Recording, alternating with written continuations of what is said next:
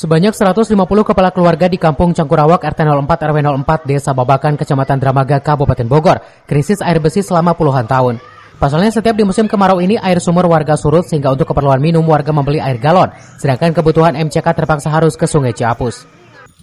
Krisis air bersih yang melanda Kampung Cangkurawak telah dilaporkan ke Pemdes Babakan.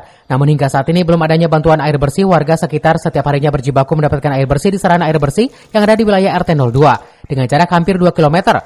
Selain itu, guna mendapatkan air bersih harus rela mengantre. Iya, susah banget. Walaupun rumah dekat pinggir kali, tapi kemarau 2 minggu juga.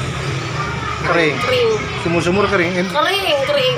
Tapi selama ini menggunakan air sumur atau enggak? Ya kalau masak pakai air galon, belum. Puluhan tahun udah lama. Emang dari dulu juga gini. Ya berhubung di sini sumur kering, ya udah. Itu emang sudah lama ya, Pak? Ya baru sih itu. Oh, baru. Baru mulai dari kering aja. Bisa dibilang ya susah juga sih. Susah di sini kalau udah hujan lama ya udah kering. Gitu. Kekeringan ya, Pak. Sementara itu, Pemdes Babakan telah berupaya guna pembangunan sarana air bersih di lingkungan RT 4, RW 4 dan mengusulkan pinjam di lahan IPB University seluas 100 meter. Ini menyikapi permasalahan yang ada di lingkungan Kampung Cangkurawak RT 4 RW 04 ini, pemerintah desa Babakan mengambil langkah dengan pendekatan persuasif, permohonan perizinan pinjam pakai lahan yang milik IPB University.